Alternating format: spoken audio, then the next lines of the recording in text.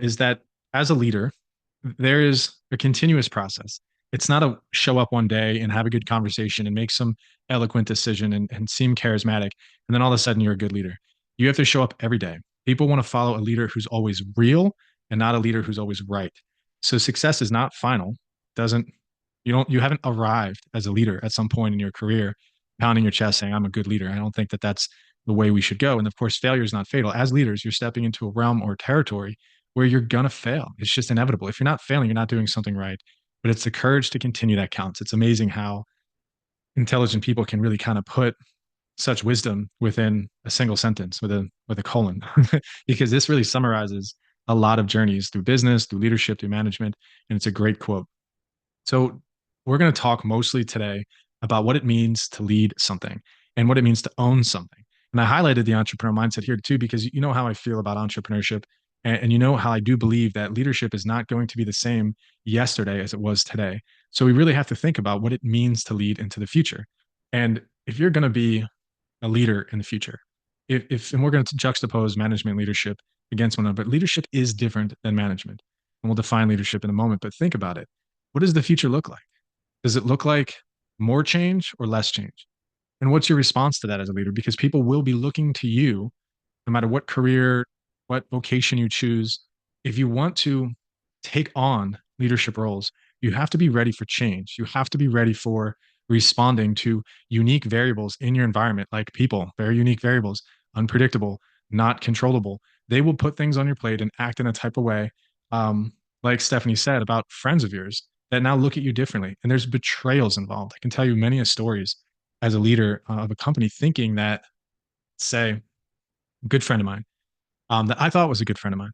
And my father really kind of brought him into the fold in our family and treated him like a son. And I liked him, and he was a bit younger, and he was very talented in the realm of pool construction. And he was a manager for us for about 6 years. And prior to that, he was working for a manager, and he had a criminal record. So he couldn't get into, when he first started working, he couldn't get into this private country club that we were based out of. But we pulled strings, we politicked in a sense, and we got him into this club so he can work. And it took a little bit of finagling, all this kind of stuff. And then my father also got on a plane with him and flew up to a jurisdiction somewhere so that he could um, arbitrate his court case. And he got settled. He basically went out of his way to really help him through this process. And then about 6 years later, now, after he's been a manager, he started a company that was competing against our company. And he was doing this for about 4 months without us knowing. And he was taking leads, he was using our estimates, and he was in partnership with a previous customer of ours. And eventually he got so far into his betrayal that he actually signed a permit. He faked a permit in order to basically, he's building a pool for somebody else.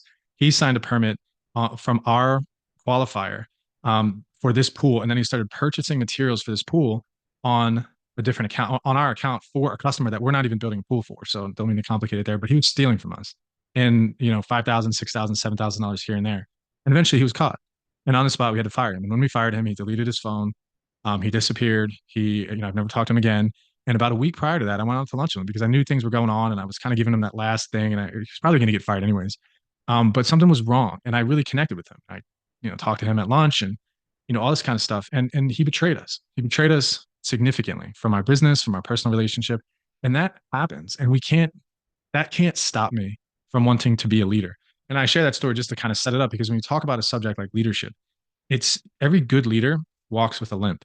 If you've been around the game of leadership for some time, you've been hurt, you've been betrayed, you have been through a difficult story, and you have some scars from it. And you can kind of own those scars as a testament to your ability to learn and grow as a leader, to not be so naive. And I just think that's kind of a powerful lesson to, sort of downtrodden. But leadership isn't all beauty and fun. It sometimes can be a lonely place.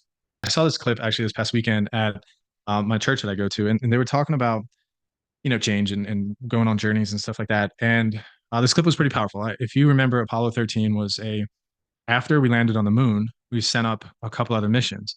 And the people who landed on the moon obviously did it successfully. So they tried to replicate what they did successfully in Apollo 13. And they thought that, obviously just doing the same thing as they did yesterday, and using the same processes and management and within their leadership, that they can achieve success. So let's see what happens. Yeah, to find a solution. And do you think that this team and the leaders on this team, because there's multiple leaders, do you think that they've experienced this in the past where they can just kind of look at a book and find the answer? No. No, they're in space. And they haven't really been in space very much. And certainly the team that they have out there is different than the team that was out there before. And without a doubt, there could potentially be no right solution to the problem. So this is sort of a setup to get you to see that leadership needs to take ownership and accountability of problems. And in order to really believe in a leader, you have to think that they're competent to step up in times like this and be willing to lead, especially in difficult times. And there's nothing more edifying and sculpting for a leader than to go through a very challenging situation like this. And what they ended up doing, and I don't know the details, and I think it's good so that I can continue rolling with this as an example, is they ended up using the remainder of the fuel that they had to basically project them. They were supposed to land on the moon, I believe, but to project them around the moon's gravity pull and catapult them like a slingshot back to Earth at a certain speed and using a certain amount of fuel that would perfectly land them back on Earth. And they ended up doing it successfully, but they had never come up with a maneuver like that before. They didn't know that it was possible, but they did it. And they did it because of leadership. And they did it because they trusted in competent leaders.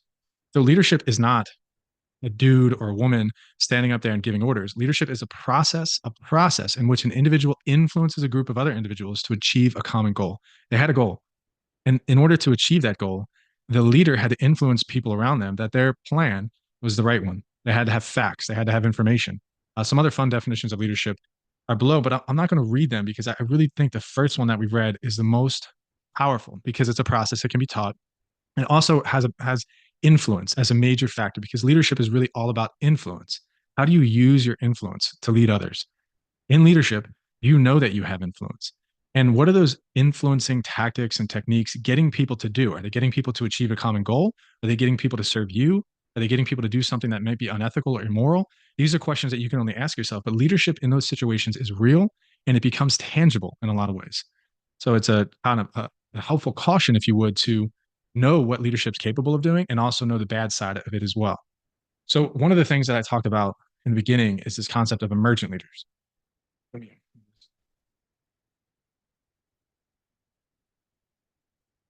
Because leadership really is not something that is done at the top. Leadership, and I know, I think it was Anthony that talked about his military experience. Is that right? Is it Anthony? No, I never served in the Alberto, military. professor. Oh, Alberto, I'm sorry. Alberto talked about his leadership experience in the military, and I'm sure that he knows, and I'm pretty sure I'm correct on this, that in the special forces they have, say, a team of 4 or 5 people, but each one of them, and there might be a captain of sorts, like a formal leader with power, but every single person on that team has a specialty, and when it comes to that specialty, they are they have to be leaders, meaning everybody's a leader, not just one person. So say there's a comms specialist, a communication specialist. That person, when it comes to time to communicate, when it comes time to having the infrastructure set up so that they can communicate effectively, that person's a leader. It's not the captain. They defer and give the authority in those moments to other leaders. This is emergent leadership. And leadership is needed at all levels in an organization, just like the example on the small special forces team. You can be practiced in some extent by every person. It doesn't have to be assigned. It doesn't have to be formal. And of course, leaders can emerge. There's a great book called Leading When Not in Charge. Yeah, Leading When Not in Charge. And it talks about how at any level you could use your influence and use your power because there is power, even though you don't have formal power. You can have informal power, which we'll talk about in a minute. So leaders are needed at every level, and leadership is emergent, very important. One of my favorite things about leadership, you guys recognize this pool cleaner and landscaper in this picture? So this is me. And leadership isn't about talking, and it's not about theorizing. It's not about writing. It's about doing. Leadership is inherently action based. So if you want to be a leader, you have to get out there and lead. It's very difficult to lead from the ivory tower. It's very difficult to lead as an expert in, let's just say pool cleaning or landscaping and not actually do it yourself. And one of the reasons why is because you can't really learn something. Like think about software design is a great one. Creating websites is another one. There's probably other examples that I can say that I'm not thinking about. Teaching a person how to draw. Could you imagine having a person read a book and giving a talk about how to draw, but never actually trying it, never actually drawing and figuring it out? That's what it's like for people that do it every single day to think that they have a leader that doesn't actually do it with them or alongside of them, that doesn't know how to do it. It doesn't work. You have to be willing to do it. And if you don't know how to do it, then obviously you say that and you defer and delegate to somebody else. But it's about action. It's about doing things and supporting people and delegating to the right people because you know how to do some of that yourself. There's a little bit of a debate about whether or not leaders need to have the technical skills in order to lead. And I'm of the camp that if I went and led a college right now, but I never had a chair position, I feel pretty capable that I could be a leader of a university in certain senses, even though I didn't play a particular role that's important in the progression of a hierarchy to achieve some sort of leadership position. But acknowledging that, number one, and learning what, say, the chair does is important. So, yeah, if you're in a leadership position, you don't have somebody or somebody on your team below you is doing a skill that you don't know how to do, that's perfectly fine as long as you're acknowledging that and respecting them for whatever it is that they contribute to the team, and also possibly maybe learning some of it yourself. So one of the things that is clear at Miami Dade College is 70% of the population is Hispanic in a sense, and they speak Spanish. And of course, as a professor, my job is to aprendiendo español. I want to learn Spanish because I want to connect with students at a different level. It's very important to me. Importante para mí. So I'm just using myself as an example of trying to model leadership in every single thing that I do. And I believe that's important. Leadership is about relationship. If you didn't know me in some sense, if I didn't share a little bit about my personal life, if you didn't trust me, if I didn't have a relationship with you, it would be very difficult for me to influence you about this topic of leadership. Again, I think it was Jennifer Stephanie, who said that she had this relationship with somebody or her team at work, which was great.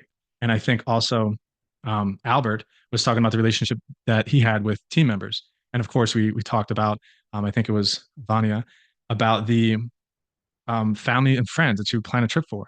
Would you ever go and on a trip with some random person that you met 2 weeks ago if they called you and asked you if you'd like to, go to Daytona Beach for the weekend? No, I'm gonna go to Daytona Beach with you. I hardly know you.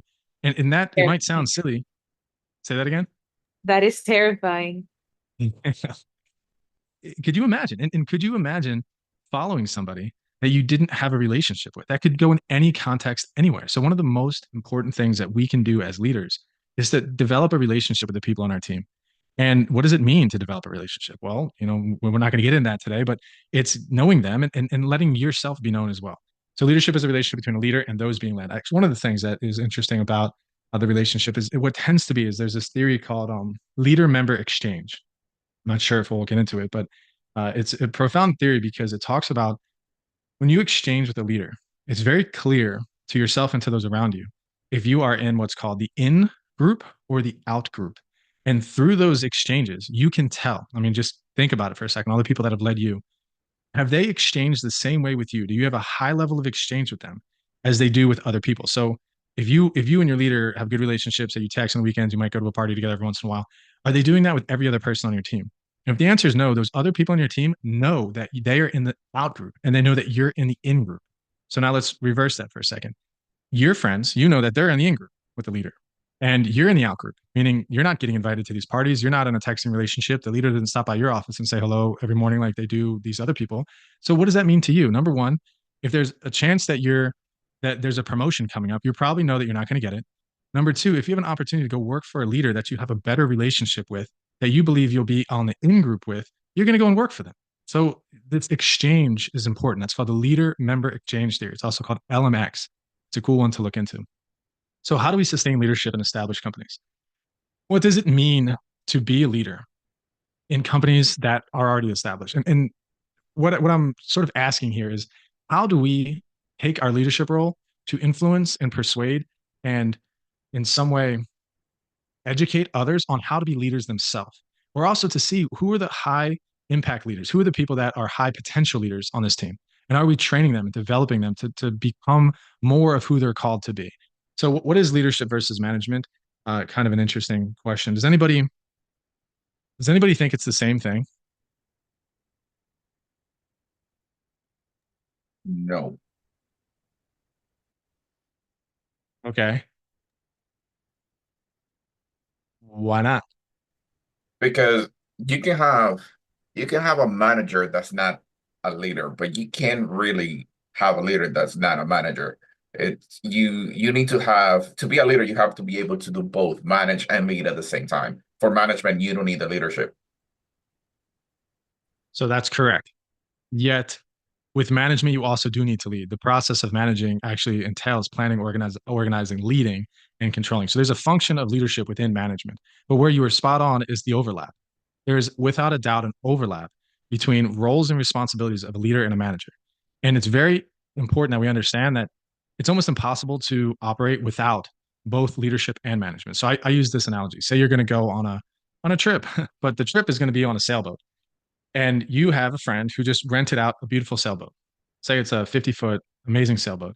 You're going to sail from the port of Miami up to, let's say, somewhere in Boston. Really, really safe. It's going to be wonderful. And the leader goes and galvanizes everybody to come on this trip, gets people excited about the trip. They have a vision. They say, man, we're going to this boat. We have a great captain. We're going to sail. We have a path that we're going to go on. And it's going to be a week-long trip. It's, $1,500 a person. It's going to be great. Do you want to come? Yes, I want to come. Okay, awesome. Without who is the next person? Say you're the captain as the leader that's sort of galvanizing people on this trip. Once you have a captain of that trip, who's the next most important person in line to the captain? The skipper or the first mate. And what does the first mate typically do? Yeah, but what are the tangible functions that they would perform? Yeah, like what? I mean, if you're going to go somewhere for a week and you got 10 people on Well, board, what do you need? Yeah, the names of the people, their ages, it's maybe some of their skill sets, the manifest. If you don't have that, I don't care how good of a leader you are. If you can't do those things, that trip will be a failure. It won't work. You need a manager along with a leader. And if a leader can't do all of those things themselves, and the greatest leaders I know, the most visionary leaders I know, don't want to do that stuff.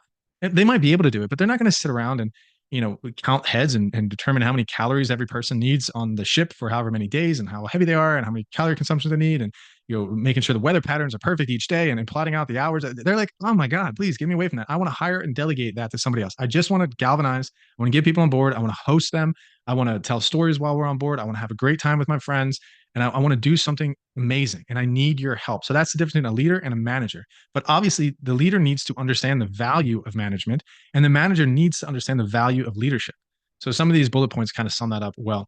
This what if question, there's a lot of things, say in management, that it's all about, it's not what if, it's why not? Why can't we do it? We don't have the budget. Well, we don't have the time. Well, we don't have the right people. We don't have the right skill set. We can't do it this year. We got to do it next year. Here's all the reasons why not, or why we can't. But leaders say, well, wait a minute. What if we were able to raise some additional money? What if we could use Jenny over there in accounting to also be a salesperson? What if we could leverage certain resources that we have and things that we haven't always looked at this particular way? The what if thinker is the leader. What if? What does the future look like if we did something different? The visionary, the ability to, I'll say this as candidly as possible. If you don't know where you're going, if you don't have a desired future state, you're not leading anyone anywhere. So if you can't articulate to the people on your team where it is you're going as a leader, then believe me, they're not thinking that you're their leader because they're either doing that themselves or they're finding somebody else to do it for them. So vision of a desired future state is absolutely imperative for a leader to have and to understand. Is that clear? Any questions with that whole vision, what if stuff? Very clear. It's kind of a powerful statement that I heard one time, but it really simplifies it.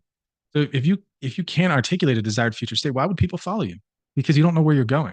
So self-awareness, again, a big part of this. And here's what I mean by that. If you're a leader, you don't need to be a leader everywhere. You're like, you need to lead in areas where you have a vision, where you have a desired future state. And this is where self-awareness comes in. My wife and I were talking yesterday, and she wants to talk about private school versus public school for one of our daughters. And she wants to talk about next year or the year after. And I'm like, oh man, I don't know. Because in my mind, I'm thinking about what my wife and I are going to do when our kids are out of the house, like when they're in college, and where I can travel with my wife and hopefully the money we have saved up. Like I'm already thinking 8 years, 9 years, 10 years down the road.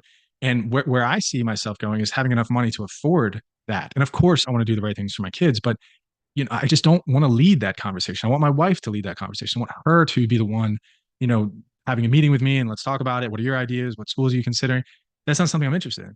But what I am interested in is learning how we can save as much as we can so that we can do what we want to do later on and be debt free. Like that's more my style. So the monetary conversation I want to lead And I defer the leadership about the girls' school to her.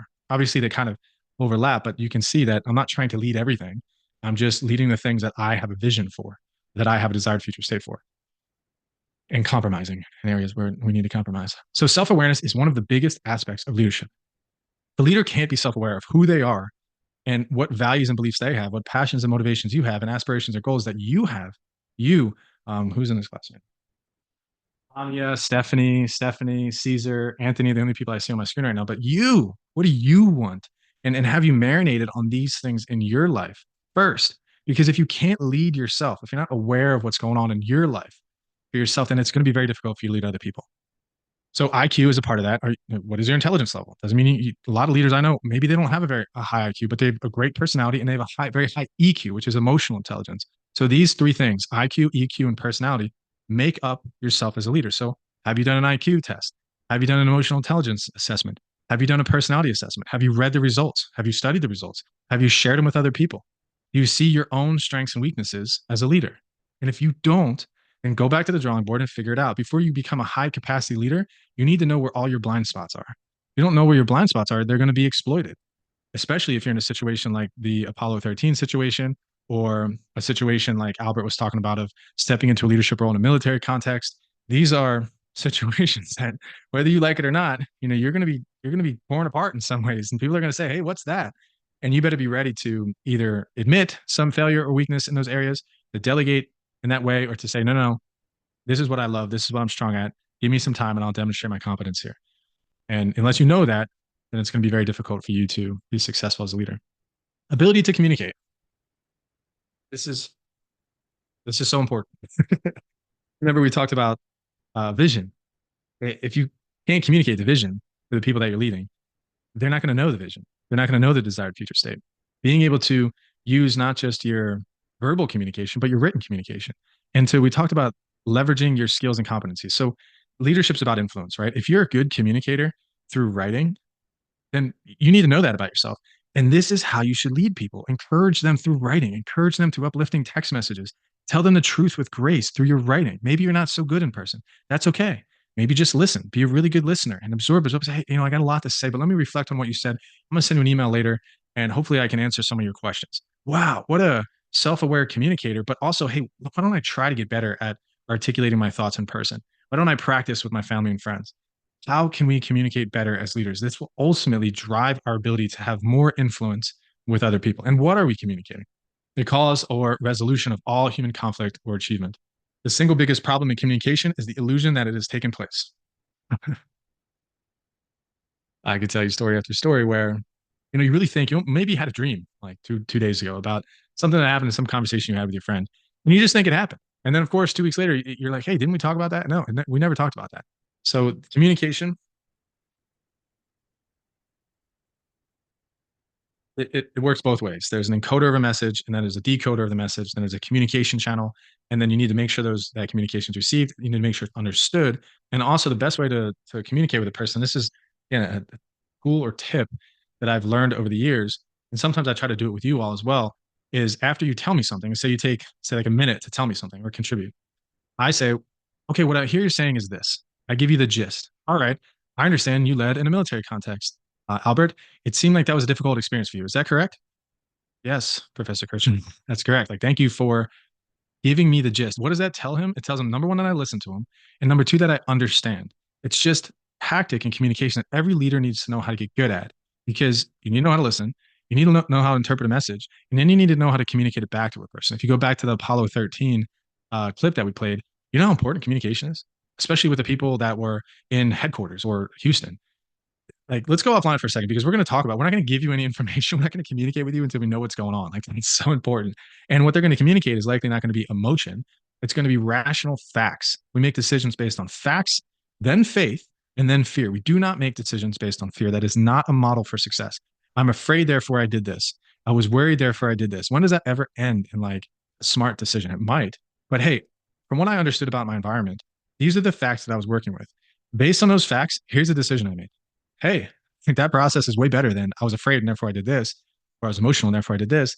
And then the other thing too is faith. Obviously, we're not going to have all the facts. There's something called ambiguity. I wonder if that's coming up soon here. It is. It's the next slide. because there will be situations where we do not have all the facts. So because I'm referring to it and I work with folks from the special forces and I'm interested, Albert, it sounds like the training was preparing you to be as conscientious and as prepared as possible so that the ambiguity was less. So you're tolerating ambiguity to a certain degree. If you're looking at a situation that's completely ambiguous, it's a terrible situation and you don't even know facts, then that's going to be even tougher. So it will be natural where you get conditioned as, say, a manager or leader, wherever you're in, to constantly be gathering information. So you never walk into a situation completely blind. But knowing that when you walk into a situation for those conscientious types out there that want to have structure and want to have process and want to have step by step, whatever that looks like, and the answers need to be somewhere, that is not the case in leadership. Sometimes there's sometimes a bad answer and then not as bad answer. And that's it. And you got to choose one of those paths. And that's ambiguity. And I love this. It says one manages the gray, meaning you manage that gray area. And I love it. This bullet says storms of uncertainty will never cease. And that's the truth. No matter how good you are, you're still going to run into situations as a leader that are ambiguous. It's a good word. Okay. All right. I just populated this entire slide and you can see some of these skills here. I'm not going to read them all, but these are impactful leader skill areas. And the boldest ones are leadership skills, professional knowledge, and cognitive skills. And we sort of talked about this with these three different areas, but let's start with cognitive skills. Working for a competent leader that is somewhat cognitively fluid and intelligent is important. You want a critical thinker. You want them to have decisiveness, but you also want them to be creative. You want them to be a strategic thinker. Conceptual thinkers, like high level systems thinking. How does my behavior and our team's behavior affect the whole unit? Very important. Professional knowledge, technical competence, meaning this is when we talked about, do you know how to clean the pool? Do you know how to cut the grass? Like you have some level, like if you're a landscape crew leader and you don't know how to operate or start the weed eater, that's a problem. Like you're going to have some professional knowledge before you start leading a team of landscapers. Risk management, this is more high level executive leadership, change management, decision making models, and then leadership skills, which we'll talk a little bit more about. And we have talked about thus far: communication skills, emotional intelligence, a coaching mindset. I think we talked about mentoring a little bit, and knowing that at some point, my life, the proverb I like to quote often is that teach me to number my days so that I may grow a heart of wisdom. And what that means to me isn't just one day I'm going to die and my kids need to have something to provide for them, and so does my wife. And that's really what it means to me. But it also means that one day I'm not going to see you all again. One day you're going to maybe remember this class, you might remember this talk, but I'm going to do everything I can to be a coach and to try to develop you, to prepare you for the future. And that's how leaders think about the people on their team. They care about them growing. They want the best for them. And if a leader doesn't have a coaching mindset, it might be difficult for them to break through the armor of certain people in their team. It might be hard for them to have an impact in their followers' lives. So having a coaching mindset is important. Inspirational and motivating, I think, is important as well. And using, and this is, some people might not agree with this, but I do, and I know it's important, especially after the elections. It's using emotion and motivating people through emotion. And sometimes the emotion might be fear or joy or whatever that emotion might be, but it means something. It's actually a strategy that you can use. And eliciting people's emotion, not to manipulate, but to lead them well, is actually a good thing. It's to engage them. That's a lot of times why I start these presentations with a quote, because sometimes these quotes, when you think about it, they're sort of like, people perk up, like, oh yeah, I guess that thing makes sense. And that's strategic. That's a tactic to get you to hopefully be more engaged and empowered. Empowered. I just use that word empowered because I read it here. Engaged and inspired. Empowerment. This word is too cheap. How many people have been hearing this word more often in the workplace in the last 5 years? All the time. Yes, over and over. So what does it mean? Like, what? It's funny. Everybody uses it, but what does it really mean? To me, it's like you want to give your employees like power to make some decisions, the ones that they can. Yeah. And then when they make a decision, what happens? They come to you and say, hey, I did this. And what do you do? Hopefully it was a good decision. Oh, I don't know if that's the best response. So empowerment really means that it's like ownership. And that's why I put this entrepreneurial potential, because the potential for them to create, the potential for them to innovate, the potential for them to start something new, the potential for them to feel as if they own something and to act out that potential at work is the ultimate form of power empowerment. And what that means as a leader is it really means you got to hire the right people. You got to set up an environment where they actually feel empowered. And then when they take actions towards empowering, towards what you've done, which is empower them, and then they take behavioral actions to do stuff, you got to reward them for that. Reward them for that. And when they fail, guess what? You almost have to say, good job, anyways. Like I always ask this to people that might deny this. I say, give me a time in your organization where you have tried something different. You took a leap of faith, took a leap of fact and then faith, and you gave it all you got and it failed. It didn't work. And then you went back to the drawing table and you, man, it didn't work. I feel disappointed. Who here has ever gotten fired for something like that? Or who here has ever gotten in trouble for something like that at work? And nobody does, because it really means that you tried your best. And when you try your best and you fail and it doesn't work, the right leaders say, it's okay, do it again. There's a fun story about this guy from IBM and I get this guy's name. It was Watson or something like that. And he was, I think, the son of the starter of IBM. I don't know. He was very powerful. He was the CEO of IBM at the time. And this one guy spent $5 million on a project that failed. And he knew it. He was having a tough day. The next day, he was like, man, this is it. The project was scrapped. It was a total failure. And here walks in this guy, Watson, whoever the CEO was at the time, straight to this guy's office and sits down in a chair across the desk from the guy who just spent $5 million. And the guy was like, hello? Like, I knew I was in trouble, but I didn't think I was going to get a personal visit from you. And he looked at him and said, hey, how's it going? How's your family doing? And, what's been going on? He said, well, I'm having tough days. And he said, listen, I know you're having a tough day. And the guy said, well, I thought you were coming down here to fire me. Are you coming down here to fire me? And the CEO of IBM looked at him and said, listen, why would I fire you when I just invested $5 million into your education? The last thing I'm going to do is fire you, because now you've learned so much and you've spent a lot of money that I want you to do it again. I want you to try something new. I want you to go back to the drawing board. And it's companies and stories like that really, that's leadership. And it's picking them up, not ignoring the fact that they failed, but empowering them to do it again and learn from their mistakes. That's empowerment. So what's real power? And this is an interesting one. I think we're almost done. I'll go through some of these last slides, but I think this is important to understand what real power is. So you have legitimate power. Legitimate power is authority. Power from a role, status within an organization involves formal authority. And I wish I put these a little bit different, but there's formal power, which is legitimate power. And then you have reward power and coercive power. So they're not really in order, but legitimate power is formal power. And we're going to go down to reward power, ability to give rewards or incentives like promotions or pay raises. That's also a formal power. It typically comes with legitimate power. And then you have coercive power. This is power through fear, using sanctions, or withholding resources. So you're not going to give someone something unless they do something for you. You're coercing them into doing things that you want them to do. Leadership, a dull way to define it, is getting people to want what we want. And yeah, you can use coercive power, legitimate power, and then reward power to get people to do that. But my favorite forms of power are the informal powers, which is referent power, expert power, and informational power. So I think informational actually might be formal, but I'm not positive. But let's look at referent power and let's look at expert power for a second. So referent power, you do not have to have a formal position to have referent power. It's based on a person's charisma or likability, attracting others' loyalty. So this is leading when you're not in charge. People want to be around you. People are influenced by you. Yeah, you're not their boss, but they come to you for advice. They confide in you.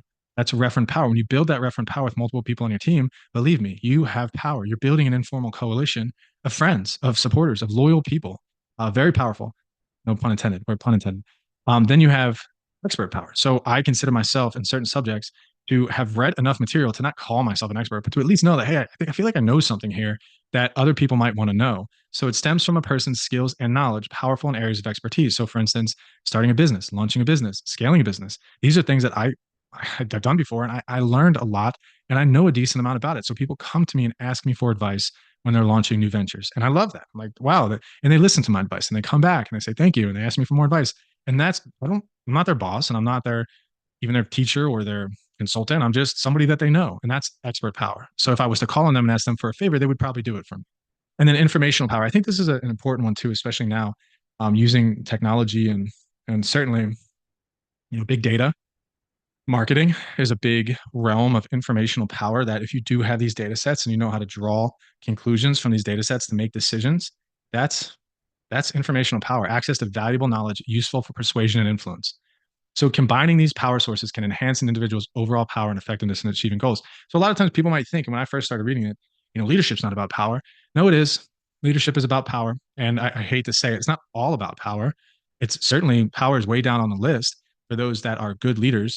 But it's needed at certain times. You need to flex your power. And when I say that, if I didn't if I didn't have some expert knowledge about leadership, I wouldn't be talking to you right now. Like I would be too timid to talk to you. But it's okay. I've learned enough about this, and hopefully, it's not power, but it's showing you that I care enough to articulate these concepts. So I'm trying to again use what's relevant to you. So at work tomorrow, if you're trying to get somebody to do something that doesn't work for you, but you go to them and you ask them how their day is, and it sounds manipulative, but you have a previous relationship with them. You sit down and say, "Listen, I need your help," and you have referent power with them. They'll do it for you, and they'll do it really well. And you can use those things as a leader to get things done and to influence people in the workplace. It's a form of power. I don't know how that sounds, but hopefully you guys understand. Any questions with that power thing? Because I think it's important. I want to ask before we move on. No, okay. Here's the last one we're going to do, and then we'll be done with the conversation.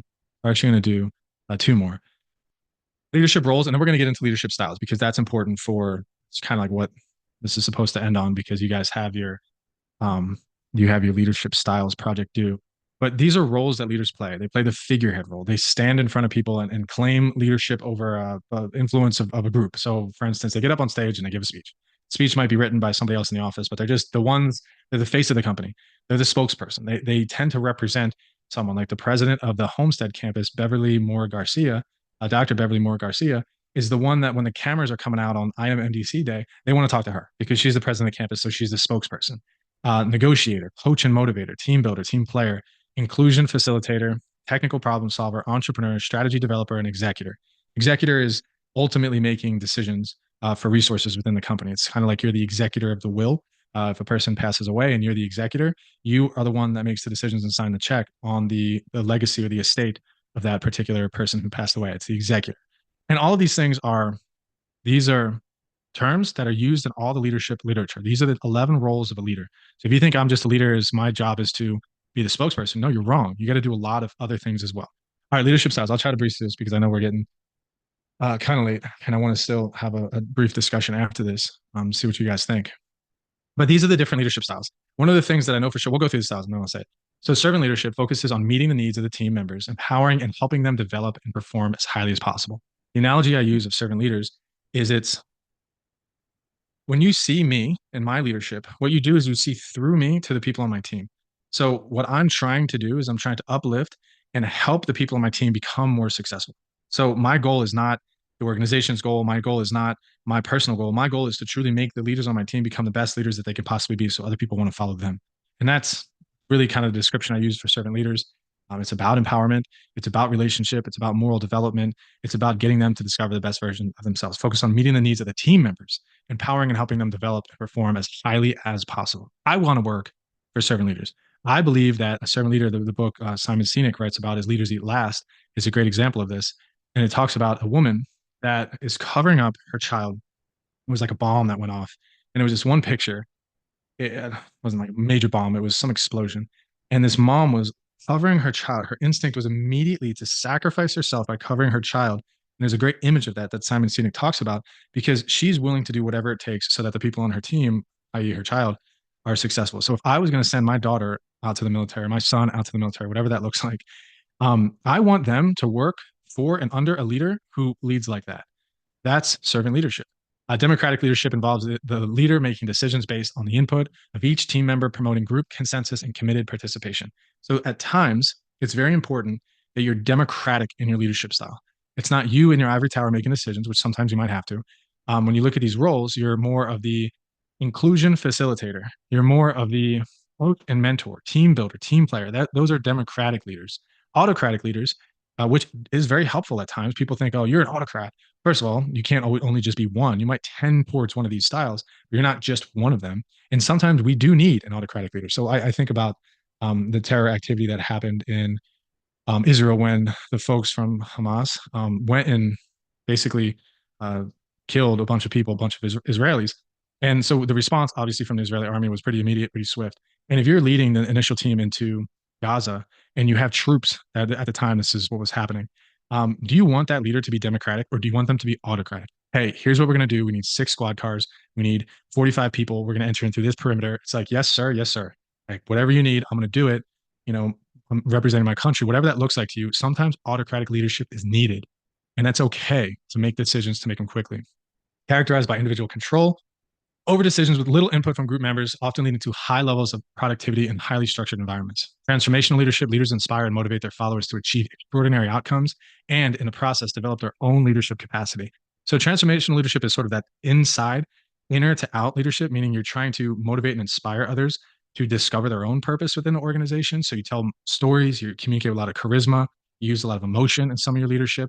Some of these roles here would be definitely team builder, definitely strategy developer, and probably inclusion facilitator, and figureheads too. People who are spokespersons and figureheads tend to give dynamic speeches or give motivational talks, and they transform people. I'm sure some of you in your life, you've just heard people speak and you're just like, man, every time I hear this person speak, I'm a different person afterwards. That's a transformational leadership style. Transactional leadership, it's an exchange. It's I give you this, you give me that. The style is based on a system of rewards and punishment, focusing on achieving set goals through a clear structure and defined roles. Again, understandable to embody this style at times, but is that what you tend to be? So one example is, you call somebody, and when you call them, you don't really need to give the niceties. You call them, and it's maybe it's your buddy. Hey, what's up? Nothing. I'm hoping to come over tomorrow for the game. Okay, cool. What time are you gonna be here? 6 o'clock. I'll bring some chips. All right, see you. Like that's transactional exchange. Like, hey, I'm coming. Is that cool? Yes. I'm gonna bring some chips because you're gonna let me sit at your house and watch a game, and that's sort of this is gonna be like a very clear exchange. I'm not going to be transformational. I'm not going to be Democrat. I'm not going to ask a billion questions about, well, what time should I come over? And what do you want me to bring? And all this kind of stuff. It's just boom, boom, boom. We're exchanging information. We're getting things done. It's okay. Laissez-faire leadership. Does anyone know what laissez-faire means? The French word. Like laid back, Professor? Yeah, it's laid back, or it is what it is. I think it's a little bit of both. Like it's laid back and it is what it is. Laissez-faire leadership. This approach, and some of you maybe you've experienced this. And at times in my leadership, I'm like, I just don't care. I don't care. Go ahead, have a meeting. Just that's okay. Fine. The approach involves minimal direct intervention. The leaders trust employees to make decisions and work independently. Part of empowerment is understanding that if you're going to embody this laissez-faire leadership style, you have to understand that they're going to do things differently than you do it.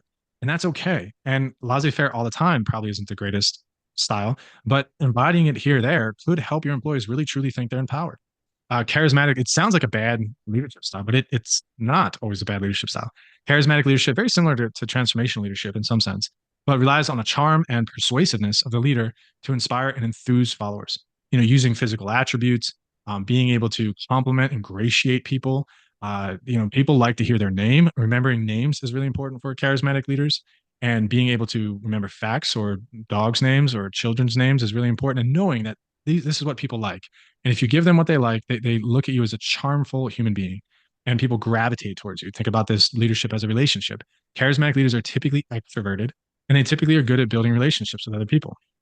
Situational leadership, leaders adapt to their style to the competence and commitment of their followers or the specifics of the task at hand. This is, to me, is the same as something called Fiedler's contingency model. I think this is where leadership is going, and it's also one of the most powerful ways that I was going to say in the beginning, to be able to adapt your leadership style to the situation. It's contingent upon the environment and the people that I'm leading and the goal. So if you look at it, so I want to right now I'm trying to lead you through the next 10 minutes of this class, and possibly I'm not going to be a transformational leader at this time. I might be more transactional. Okay, let's a couple more slides and we got to go. So it's based on a situation. It's based on the resources you have at hand. And to be more relevant in the office, maybe if you're leading a birthday party celebration for somebody, you're going to do that a bit differently than if you're leading a new venture that costs the company $1 million that you're in charge of. Like you might be more laissez-faire with the birthday party, but may be more autocratic and transactional with the $1 million project. That's okay.